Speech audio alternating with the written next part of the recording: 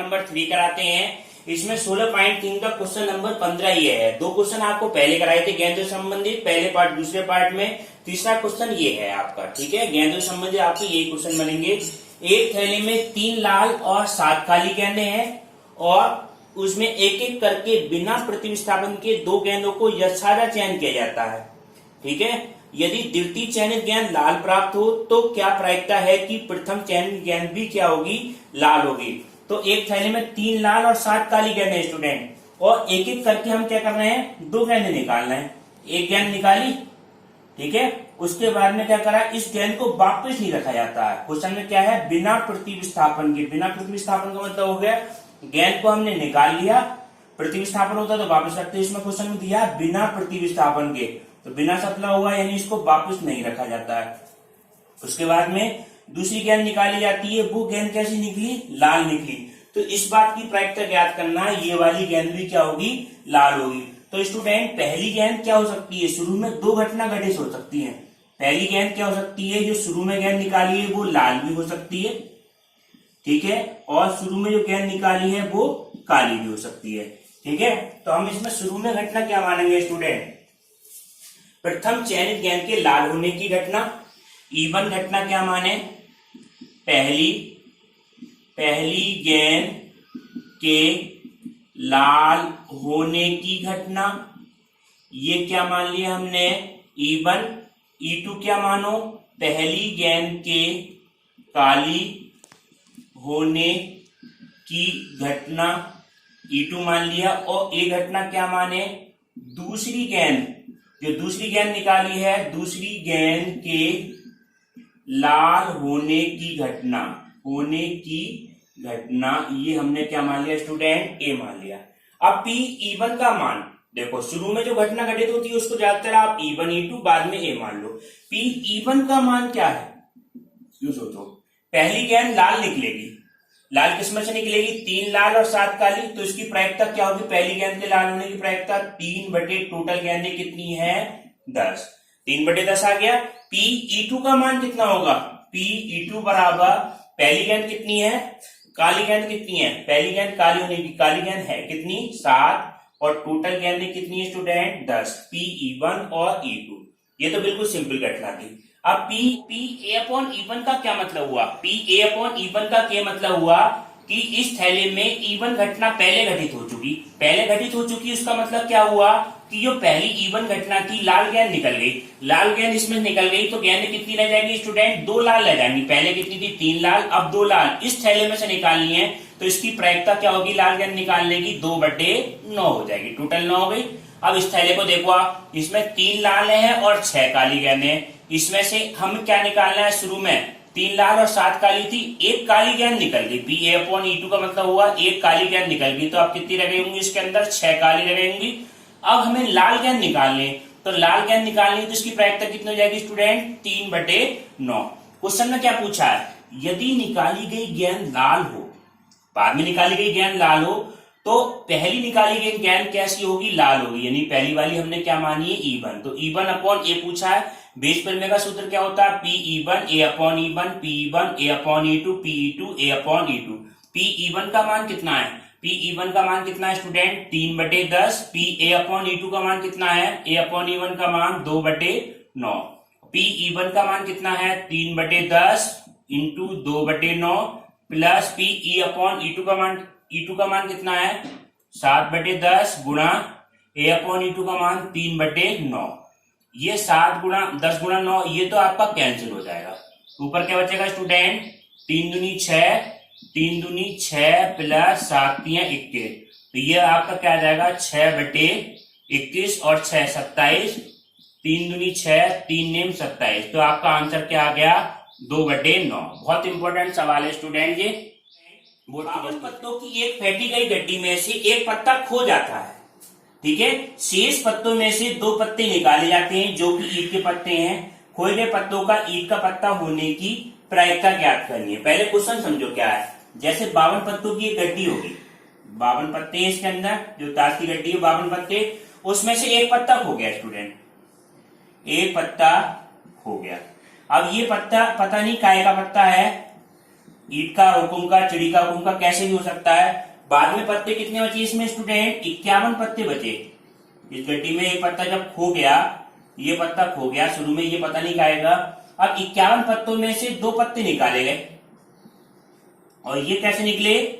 ये दोनों पत्ते कैसे निकले? ईट के पत्ते निकले। ये भी पत्ता ईट का और ये भी पत्ता ईट का। तो क्वेश्चन में क्या पूछा है? जो खोया हुआ पत्ता होगा वो ईट का होगा, इस बात होगा वो ईट का पत्ता होगा, इस बात की प्रायिकता हमें ज्ञात करनी है। ठीक है, अब देखो स्टूडेंट, इसमें हम क्या माने? शुरू में जो पत्ता खो गया है इसमें 2 घटना मानो। इवन घटना क्या मानो? शुरू में घटना क्या घटित हुई होगी? ये वाला पत्ता खोया हुआ, तो पहला खोया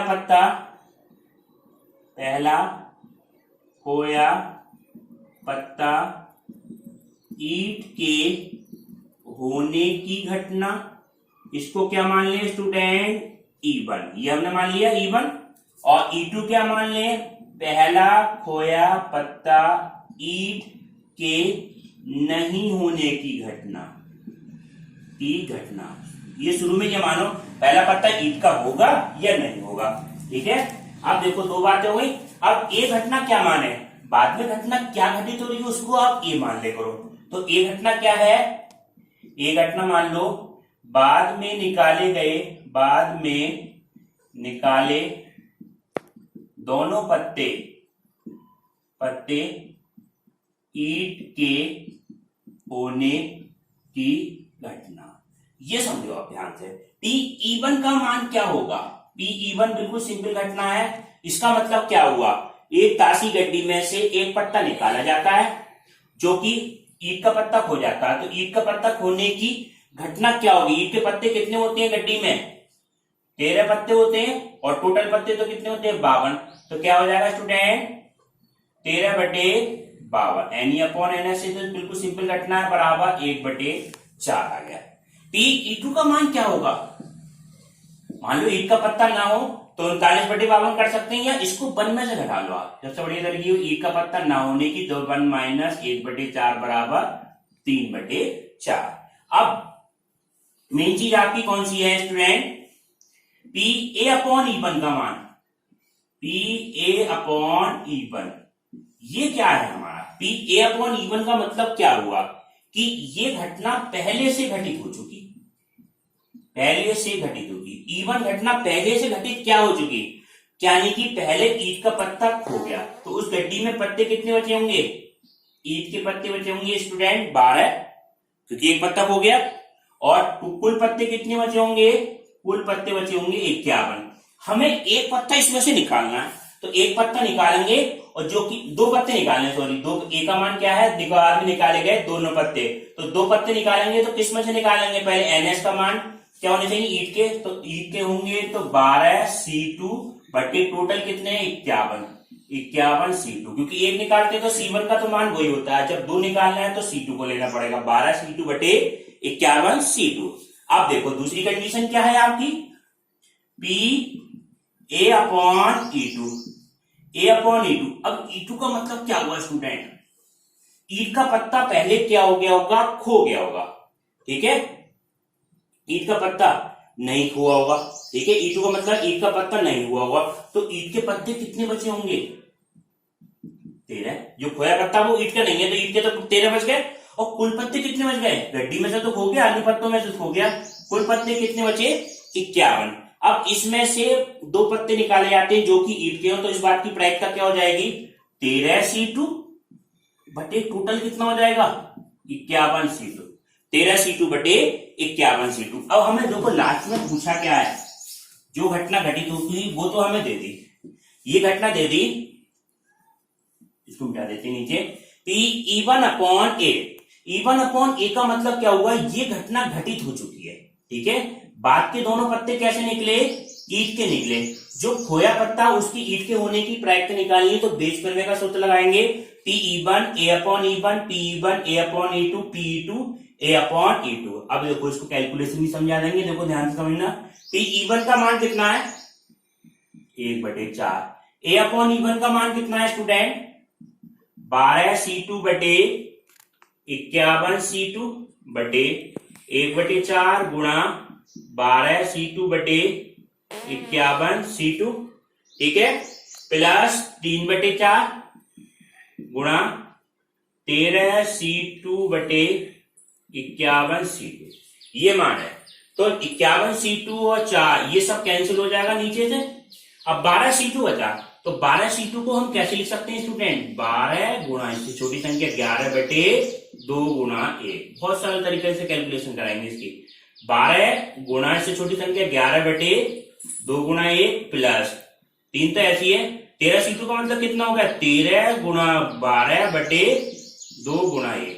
ये 2 गुणा 1 ये एलसीएम लेके सब कैंसिल हो जाएगा स्टूडेंट। अब ये देखो फाइनल कैलकुलेशन इसकी ये आई, ऊपर कितना बचा 12 गुणा 11, नीचे बचा 12 गुणा 11 प्लस 3 और ये क्या बचा 13 गुणा 12। ठीक है, अब इसमें नीचे से 12 कॉमन ले लो आप। 12 गुणा 11 नीचे से क्या ले लिया हमने 12 कॉमन, ये कितना था 11 प्लस 13 39। 12 से 12 कट जाएगा तो 11/39 और 11 को जोड़ेंगे स्टूडेंट कितना हो गया 50। ये 11/50 आपका क्या हो गया फाइनल आंसर आ गया। अब इसके आगे के क्वेश्चन आपको नेक्स्ट पार्ट में कराएंगे, उसको जरूर देखना स्टूडेंट।